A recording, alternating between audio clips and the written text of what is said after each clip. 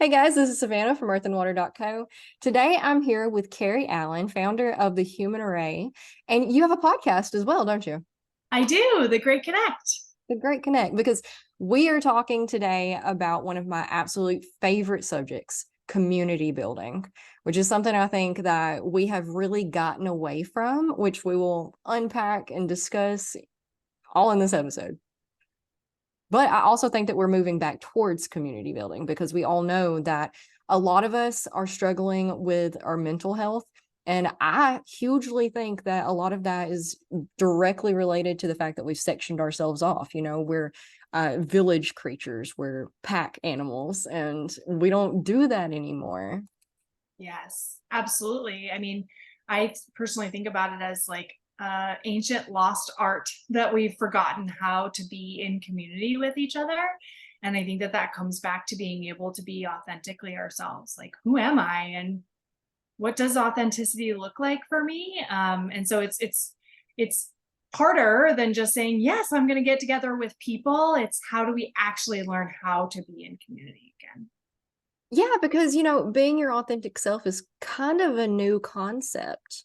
Back in the day when we did villages, and a lot of this is carried over into present day, that we needed the village to like us in order for us to survive. Yeah. And now, and that turned into our loved ones suppressing our quirks per se and trying to keep us small and likable. Mhm. And that's kind of carried on generation after generation. And here we are. And now we don't have to rely so heavily on each other to live like we do. But the way we've built our society has given us a lot more options with that. So now it is safer to be ourselves, which is a brand new concept to humanity.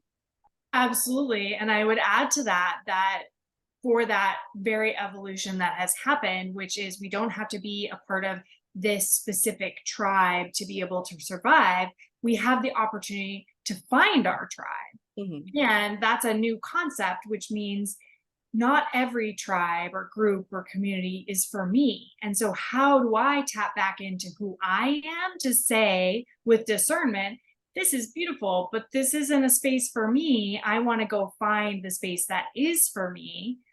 And that's okay. Right. And so, to your point about how community has evolved for us, up until this point, you had to fit into your existing community. Now you have the opportunity to choose your community. And so, how do we get back to our authentic selves to say whether something is actually in alignment for ourselves or Yeah, because it's really hard to differentiate what is actually you and what is just a quality that you admire about someone else.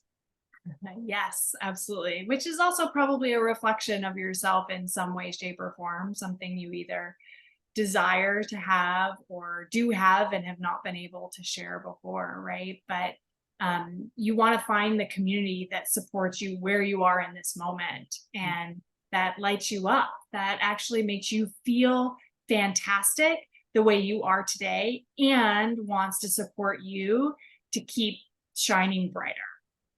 And so, Yeah. yeah, I love how you're saying that, and I think it's so important that we remember that we know how to do this and we're doing it differently. And I think community is such an important thing for us now to modernize, if you will, into what I've started calling the ancient future, which is so much of this ancient skill set that we had that we've lost. And we need to remember that we're not going back in time, we're going into the future. And so it needs a fresh coat of paint, right? It needs this modern approach to how we exist. And one thing I go after in that respect is the digital versus the in person. And I think we are in this moment in time where so much of what we've experienced ripped away the in person. Now we have to kind of relearn how to be in person because when it was ripped away, we had this beautiful expression of, oh, wait, I can do this digitally or virtually. And that's fantastic, right? I can connect with you wherever you are in the world in a somewhat realistic forum. And it's not quite the same as in person. And so, as we've kind of jumped into the deep end of this virtual connection and community, how do we rebalance the scales or work on the balancing of the scales to say, I want this virtual because it allows so much expansion, and I still need the in person to have that human touch, connection, conversation, movement in my real IRL life, right? And so I think that's something we're still learning through is what does this balance look like for each of us? And it is going to be different for each of us. Some people are going to be more comfortable in a virtual setting. Some people are going to be more comfortable or crave more in person, right? And so back to that authenticity of community is different for everybody, and where we find that is going to be different for Yeah, and I think you're absolutely right that we definitely jumped into the deep end of the pool with, I mean, it's more like the deep in the 30-mile deep river that's gushing, it's been flooding, and a lot of us drowned. And yes. and that's what gives like social media and the internet such a bad rep, because everybody automatically goes to the negatives. And I'm on the other end of that where like I struggled very, very heavily my entire life until the internet, like with community aspects. I didn't have really anybody that I could turn to or talk to or anything. I had my cousin, but that was literally it. And until the internet. And now that gave me a way to learn how to communicate and connect with people. I love that.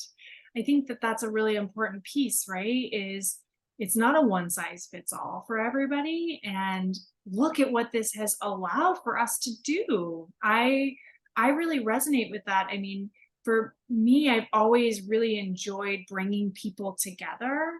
And I watched that happen in a virtual way to reconnect with people that I am far away from now. And wow, we came back together like that. And it was because of technology where we couldn't have those experiences because we're distributed across the country, right? And so how do we have grace and love for this technology that allows us to bring in more people, have them experience community, find themselves in a unique way? I love that. I'm so glad that it's offered that to you. Absolutely. Yeah, me too. I would not have survived otherwise. Yeah. Well, we all find our ways, and look, it just drops in for us as we need it. And so it's great. I mean, I now have conversations with people all over the world, and I don't think anything of it, right? Like, oh, where Yeah. are you? I don't know. It doesn't really matter. Here we are. Yeah, when we were younger, like children, we would have never dreamed that we would have been able to hang out and have friends on the other side of the world in completely different countries across oceans. And now it's not even a thing. I know it's not at all. And I will say that because of that, so I have two little kids, and my son is he's in first grade. We live in this beautiful little community where we all want to hang out, and our lives are in our house on our computer. And so this has been a real world learning and experience for me of, well, I have a community around me. How do we help modernize it so that we can all participate more? But you said that about having friends all over the world. I had to say to my son, oh, the neighbor, I think I saw them come home. Why don't you walk over and see if he wants to play? He's like, why didn't you just text his mom? And Uh-huh. I was like, no. Okay, I'll walk over with you. We'll ring the doorbell. We'll say, hey, can Evan come out to play? And yes, he can, or no, he can't, right? I'm like, no, I'm not texting his mom. Like, we can walk literally across the street. We look at their house and you can see if he can come out to play. And so I think that comes back to this blending of the virtual and the in-person and the digital and the in-person, to be able to say we need to still cultivate all of these skills in different ways. And it's okay if you still feel more comfortable in a virtual experience rather than an in-person experience. But we should not forget that there are people right outside of our door, and how do we build those skills to be able to have that in-person interaction? Yeah, and I totally relate with your son. It's hard for me. And I know all of my neighbors. That's the thing. I live in a very small town, so I've said this like 8 times this week on podcasts, but it keeps being relevant. Uh, I'll know everyone on my road, and it's not because I moved here and then met them. It's because I live in a small town, so literally everyone on my road is either related to me, or I went to school with them, or my parents went to school with them, or my grandparents went to school with them, because I've been in the same 5 mile radius my entire life, and so were my parents, and so were their parents. So, we're just Yep. deeply embedded here. But sometimes I feel like it's harder to make connections with people in your area when you do come from a background like that. Because I know when I was growing up, again, I mentioned earlier, I didn't really have anybody. I was bullied really bad.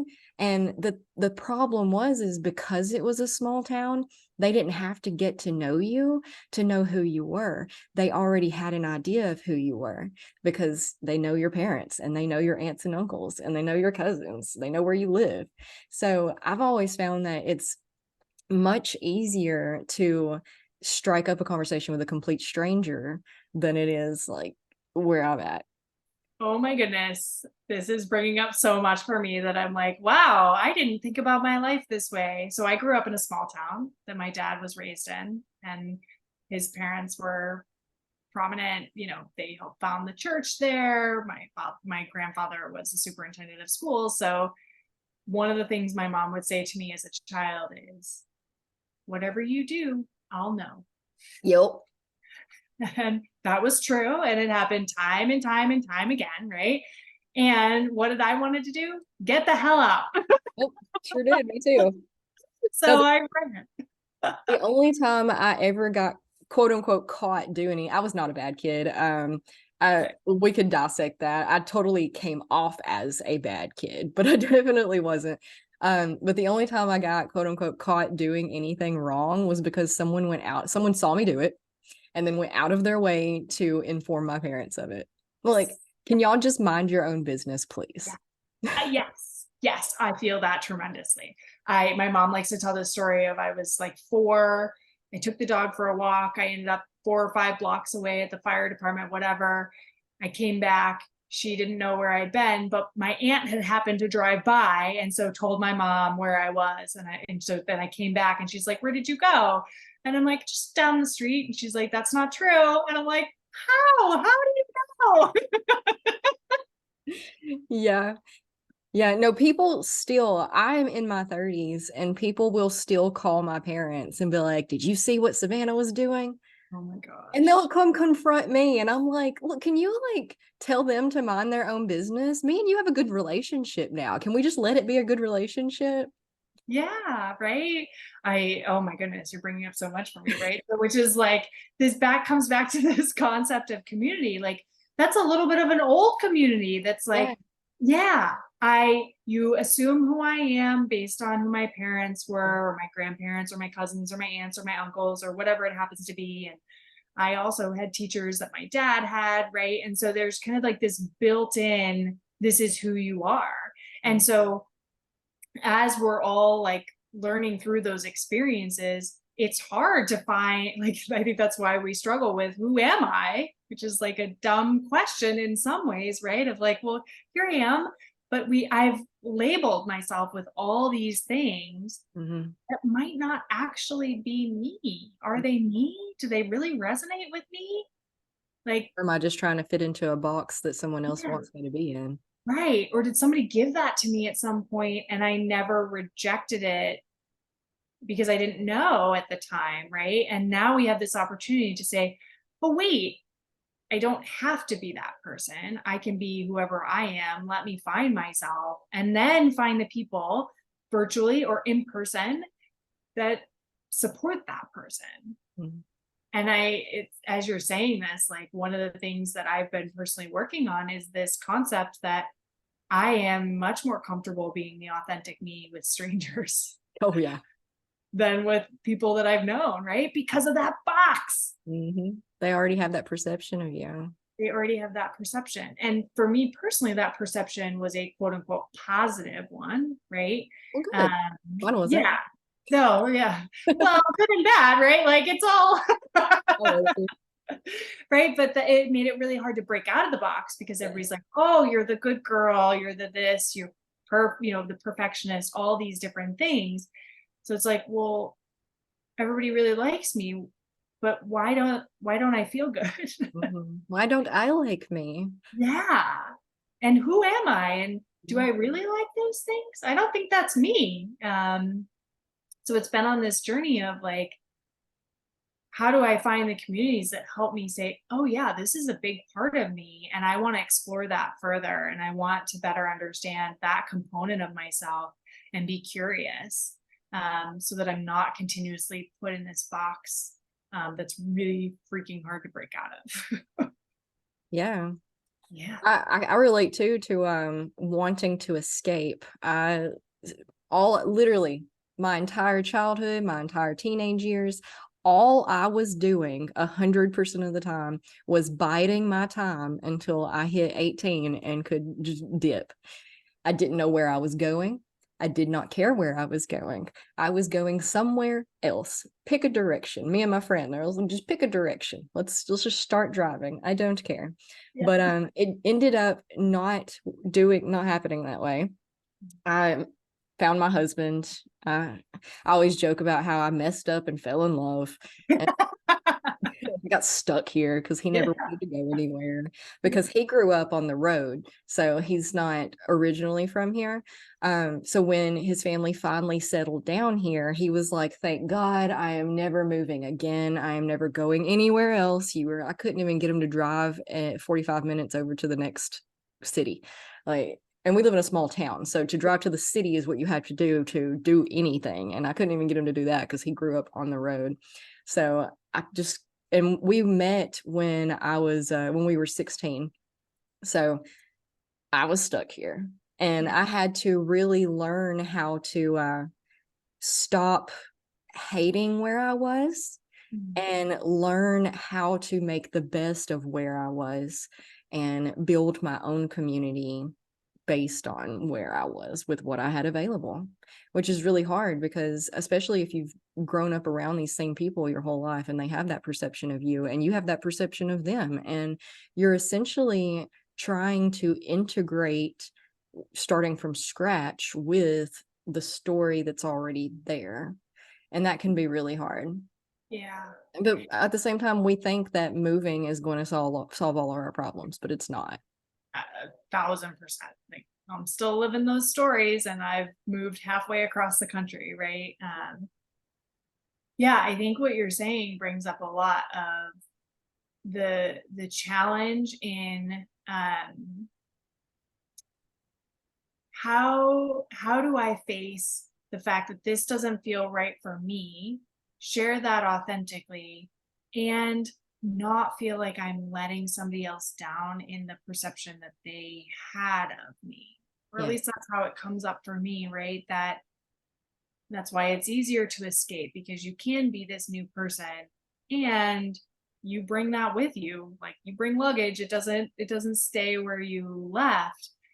But I commend you for the hard work of accepting and allowing and embracing, hopefully, the experience of, I'm here, how can I do that in a new way that's authentic to me, rather than continuing to do that. And so certainly the virtual world allows for more of that expression from you. Yeah. Have you been able to find ways to do it in person in the community, to create your own communities? Yeah, I will say though that it 100% has heavily relied on my children. My Mm, children, once they get school age, you have no choice but to start interacting with the community. yeah. Unless you want to like homeschool, which, Yeah. is its own can of worms. Yeah, totally, totally.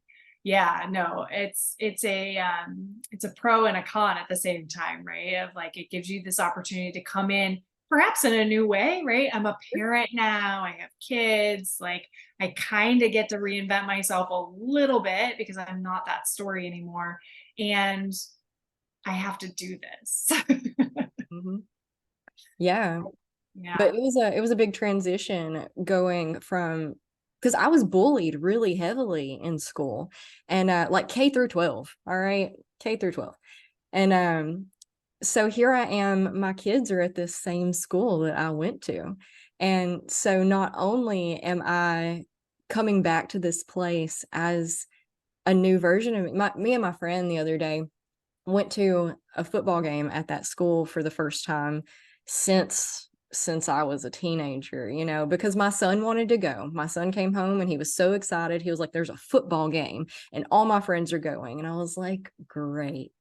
So we went, and me and my friend went, and she actually went to the same school, not at the same time I was there. We actually didn't know each other until we had graduated high school, and we ended up at the same job, but because we were in different grades and stuff, and it's a whole thing. But anyway, so we were revisiting this place, and we were like, wow, it's really nice. Like initially when we first got there, all of those old memories and emotions come back up, and you're like, gonna have a panic attack. But then like you settle into it and you're like, oh, okay, hold on. It's actually really nice and really refreshing coming back into this situation as a healed individual from those things that happened there. Yeah. But I'm You get also to like rewrite the seeing the story. same people that I saw in high school, and some of them were some of my bullies. So like it's a really interesting dynamic to enter the community again from this perspective of being like I was on the bottom of the food chain. And I wouldn't say I'm on the top now by any means, but like I'm not at the bottom anymore. You don't feel like you're at the bottom, right? And I Right. think that's the most important part is you said it, right? Which is I'm coming back into this space as a healed individual, which means doesn't mean it's not going to trigger me, doesn't mean it's not going to be hard. And I've now equipped myself with so many of the tools to reface this situation and write a new story for myself That's it right there. and rise above. That experience happened for me. And I get to choose, right? Am I going to continue to live in that story, in that community? Or am I going to create the new community that I desire right now? And I think that's really beautiful because you doing all this work for yourself has allowed you to write the new story, to build the new community, to offer that new community to your kids as they experience it too. Yeah. That's amazing. Healed individuals heal individuals, right? Just like hurt people, it goes the opposite way as well. So this allows me to, instead of perpetuating those cycles of abuse in my community, I'm starting to heal those cycles, which is That's all. Yeah. And it's lots of work. And so give yourself tons of Gosh, grace yes, in it that is. experience, right? Because it takes a lot, but it's so true. And that is exactly why community is so important. Mm. Um, and finding the right ones, that discernment, right? Back to what we were talking about initially, which is if we can better under discern for ourselves whether it's aligned or not, sometimes we can't get out of it. Mm. Like you couldn't get out of it as a child, right? And yet, if I can know that that's not how I want it to be for myself, I take control of that story and I can find the communities that help me write the new story. And I think that that's a pivotal part of how community can play an important role in supporting you in that healing journey, finding those people. But that comes back to your most important community, which is right within yourself. Yeah, because if you can learn, if you can figure out who you are, you can figure out where to insert yourself in the community. And Yes. that's the funny thing. It's the ironic thing that, back in the day, our loved ones spent all this time suppressing us, and like we became suppressing of ourselves as well in order to fit into the society. And now things have shifted to a point where being yourself is exactly how you find your place in society and community now, which is crazy, but so Yeah. beautiful and awesome. Right? It is so beautiful. Like I say this all the time. I'm like, be you.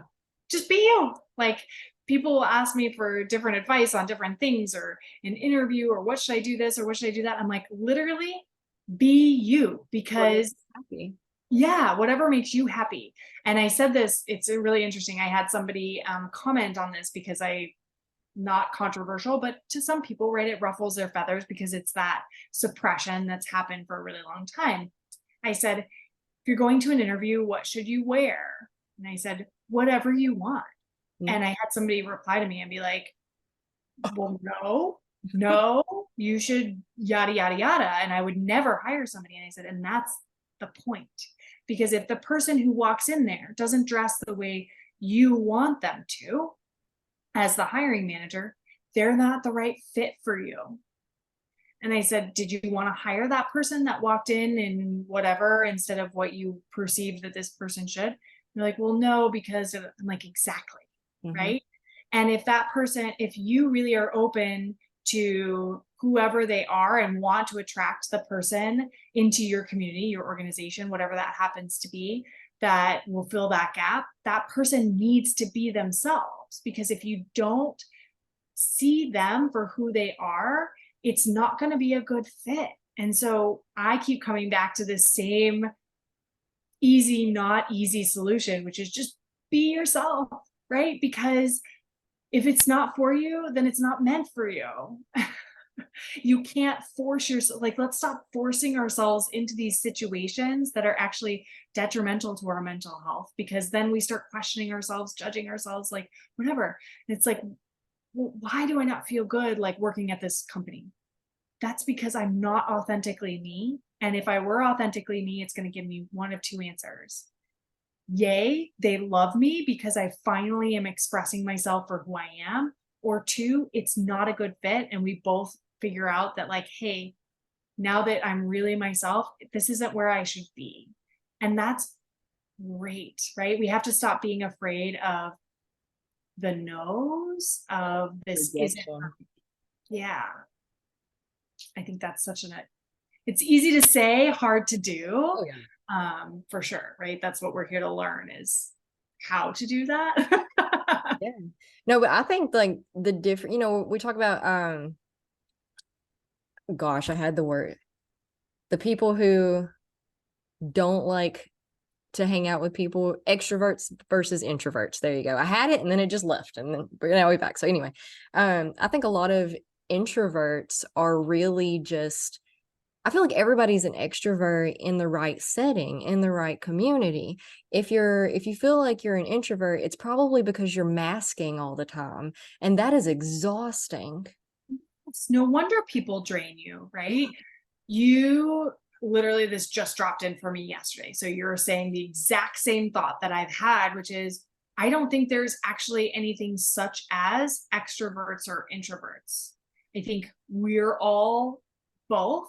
Of Mhm. course we are. It's duality, right? It's that necessary balancing, Mhm. that in different situations, you're going to be one or the other. And if you start to tune yourself more to who you are, then you find those experiences that fill you, maybe an extroverted sort of thing, right? Where you're filled by other people. And it's interesting you say that, because I've always felt that I walk that line, and it's like, I would never say I'm an extrovert, but I would also not say I'm an introvert.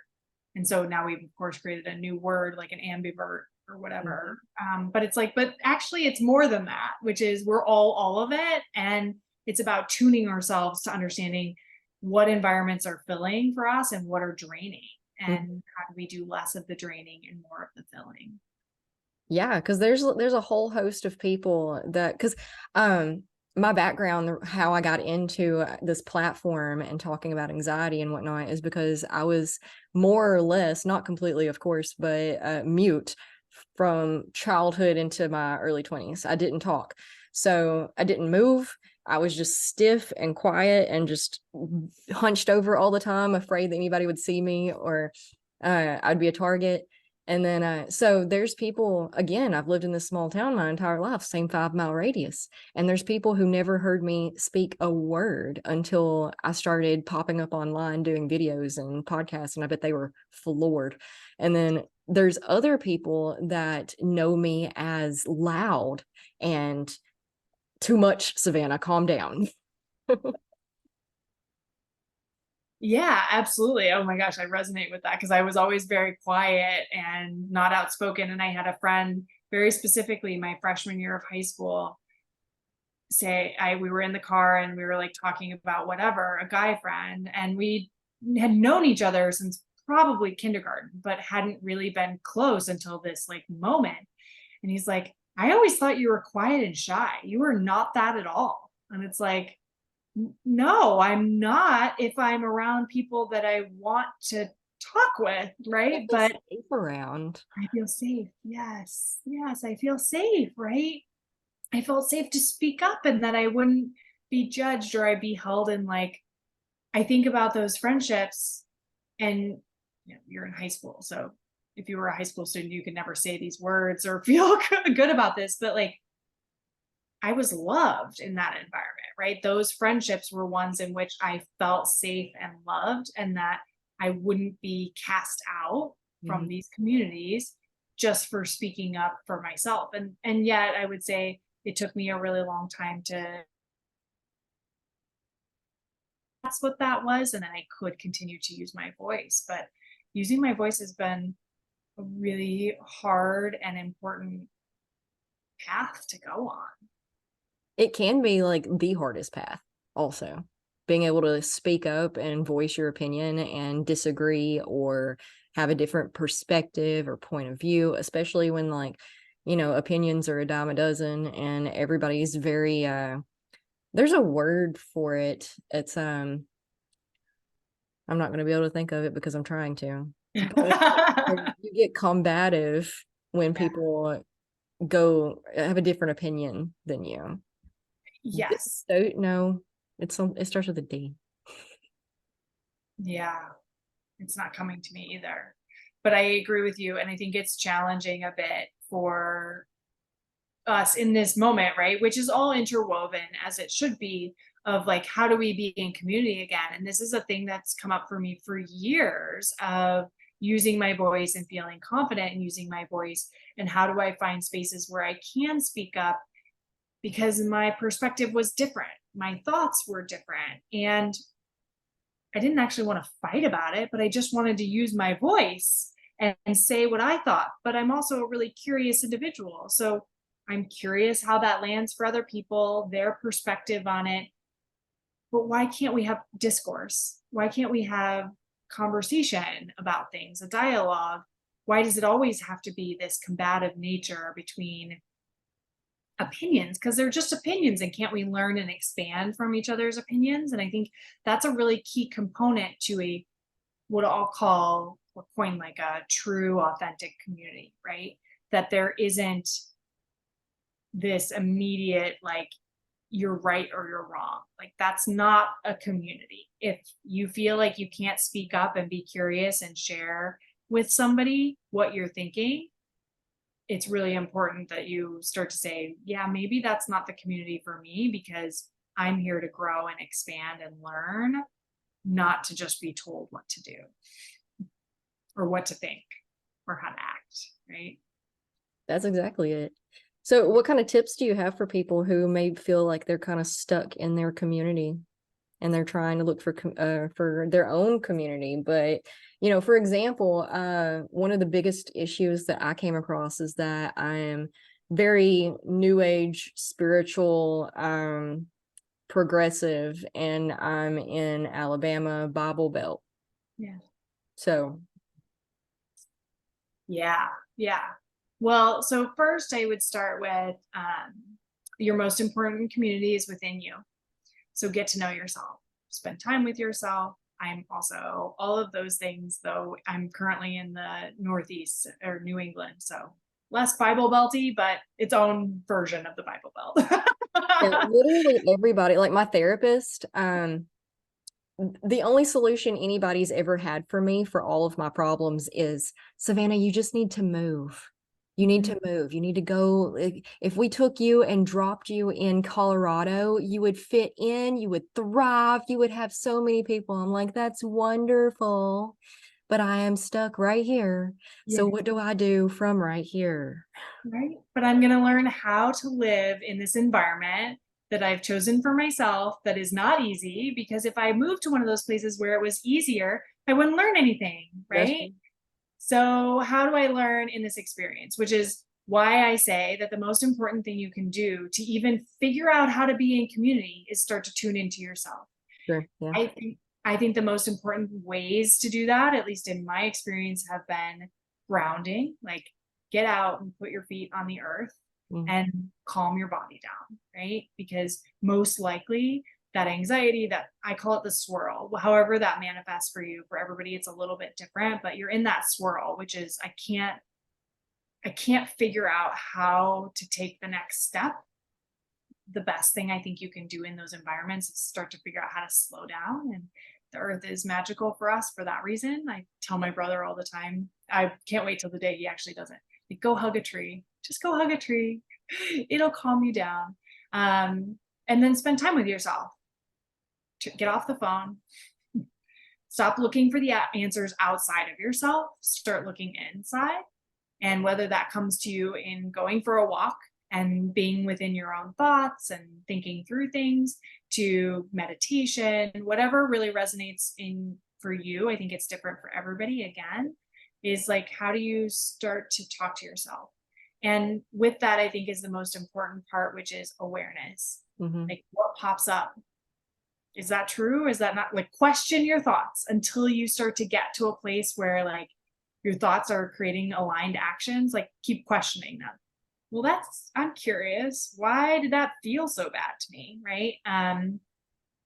Those I think are the most important parts of it. And then as you start to like feel that, you can start to feel your own frequency, like what feels aligned. Then just start paying attention to it. Right.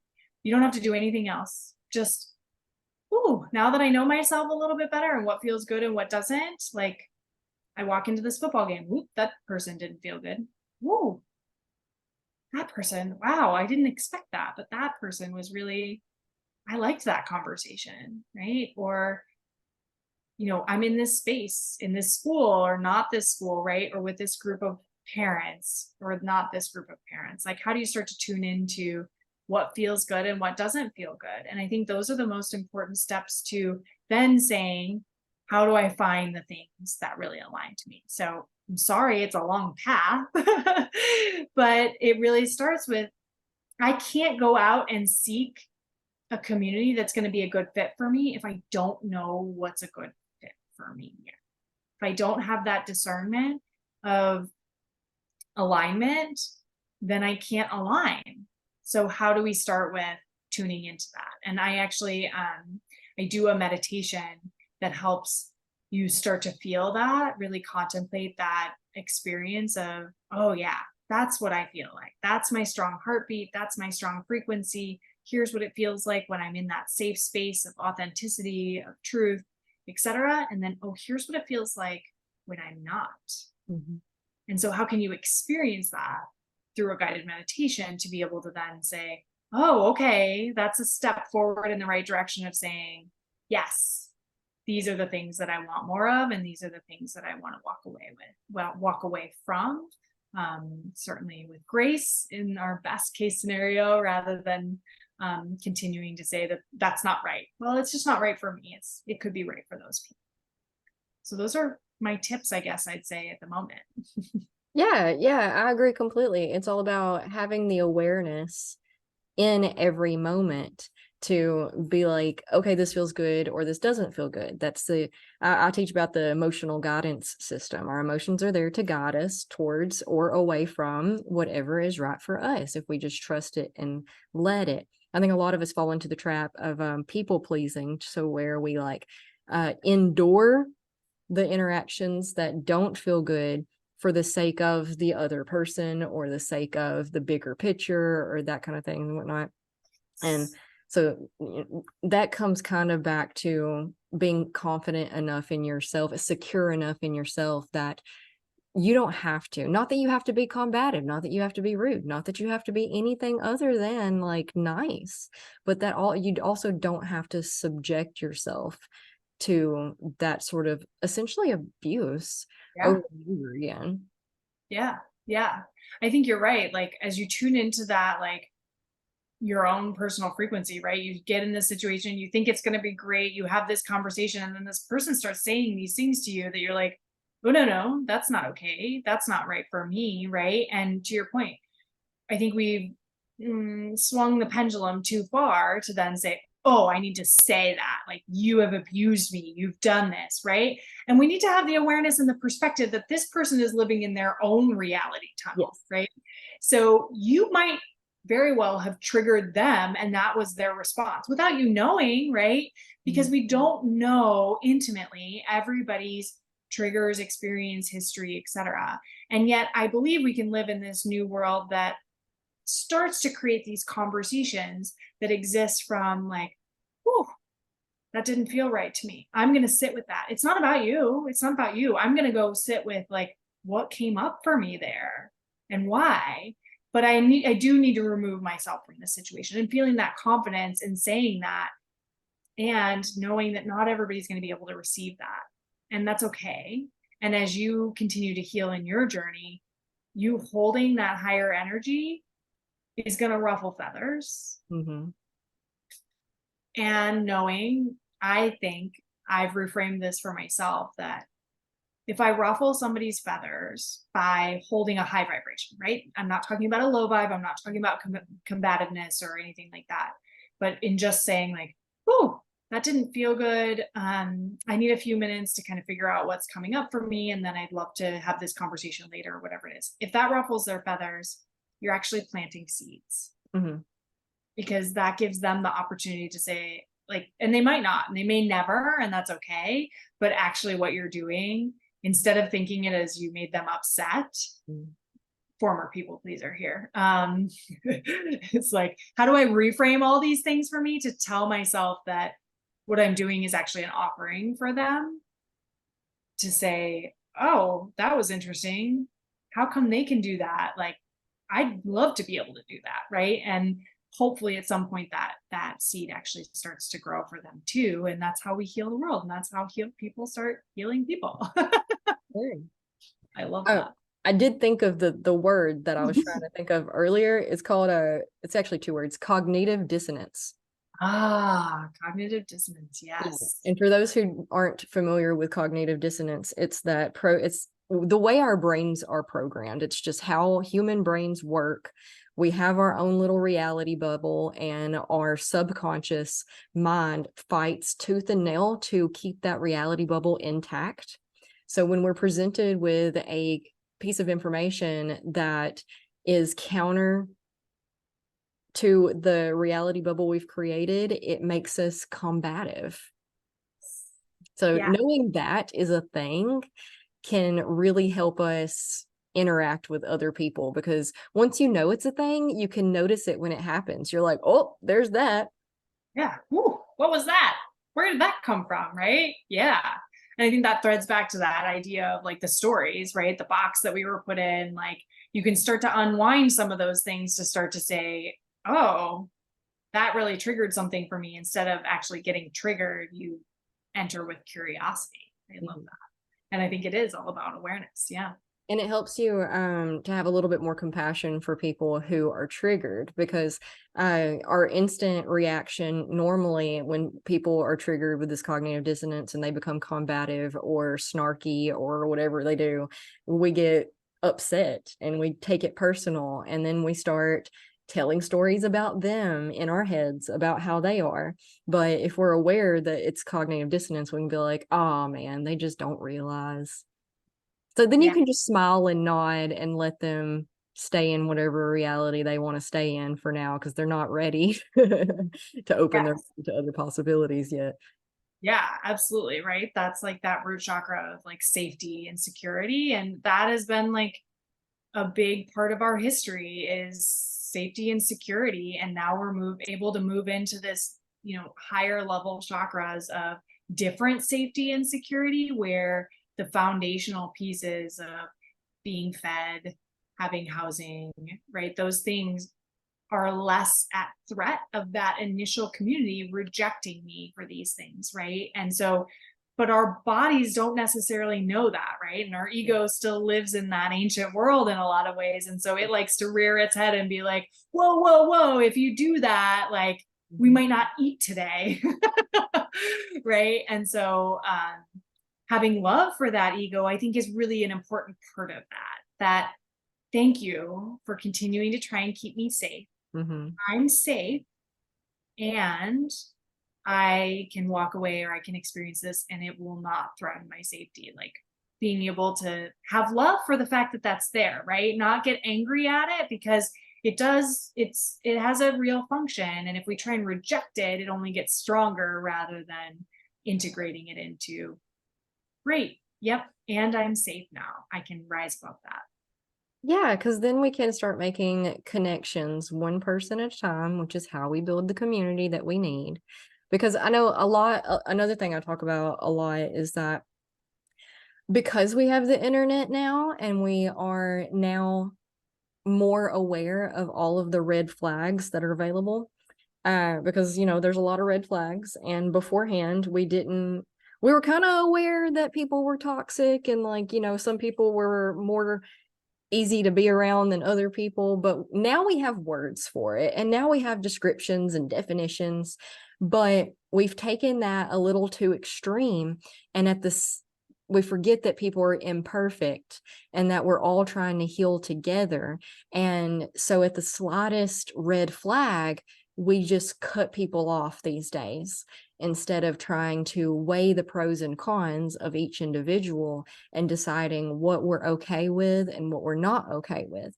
And then if we have somebody that they have something that we're not okay with, then trying to, in a good, positive, compassionate, calm manner, discuss it with them and see if they're able to or receptive to working on that with you and finding common ground. Everybody wants to just cut everybody off constantly at the first sign of anything, and that's exactly how we all become lonely, because nobody's perfect. Every single one of us are annoying in some way. Yes, absolutely. Right. I've got my weirdness, I've got my annoyingness. Like, I'm not for everybody, that's for sure. Right. Like, but I think that that comes back to exactly what we're talking about with this unhealed, like, root chakra. That's like all about our safety and security, is these red flags or things that happen. People are triggered not just for their own safety, but the safety of whatever tribe they're associating that with. Right. Because if this person ruffles everybody's feathers, oh my gosh, the animal might attack us Mhm. or whatever, right? This really, really old stories that are in there generationally that cause us to like kick that person out, right? Which is like this cancel culture of like, Yep. oh, this person made a mistake, they must get out. And it's like, actually, they're learning and growing too, because I don't know about you, but today's the first day I've ever been this age in this house, in this place, right? And so, have I ever done this day before? Nope. And like I say that to my kids, like, I've never had a 6-year-old boy and a 4-year-old girl before. I've had a 5-year-old and a 3-year-old, but I don't really know what happens here. And right. And so, how can we have love for that and say, like, yes, we are safe, and we don't need to reject somebody just because they're learning and growing in that moment. How can we welcome them in and say, oh, yeah, you made a mistake. Great, you learned something. Mhm. What comes next?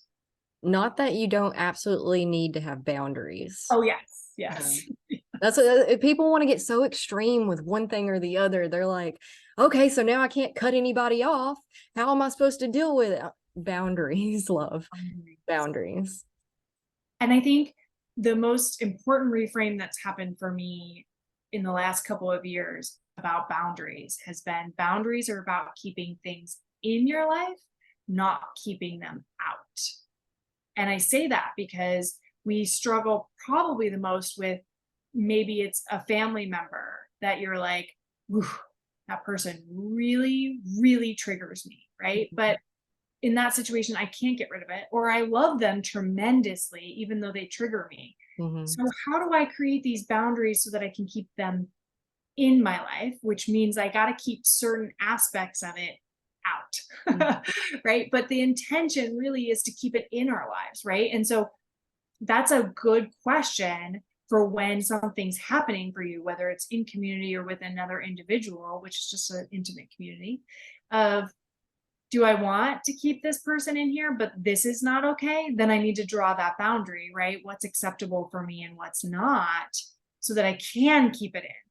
Otherwise, I would draw the boundary to just say, no, that person's out, because I'm protecting my boundary of peace or serenity. by not allowing that behavior in, right? But I think that that's the nuance and boundary that for me was really transformative to say, like, oh, it's not about keeping people out or pushing things out. It's actually about, like, how do I keep the things in, but keep that strong boundary for what's not okay. Yeah, and that's a really good example because family is one of those things that I think that a lot of us struggle with. But it's also something that it's a gift of self-development, honestly, because you can pick your friends, you can't pick your family. You get who you get, and then you have to figure out how to work with that. And granted, some are toxic enough that they won't see reason and they won't see boundaries and they won't, sometimes you do have to distance yourself and cut them out off. Sometimes that is the best option. But most of the time, like, we just need to use our discernment. You need to figure out if are they might be terrible. They honestly might be, but can you work with it? Do they have any positive aspects or reasons to work with it? And Yes. sometimes you got to dig a little bit, but Yeah. it's a give and take. It's a teeter totter.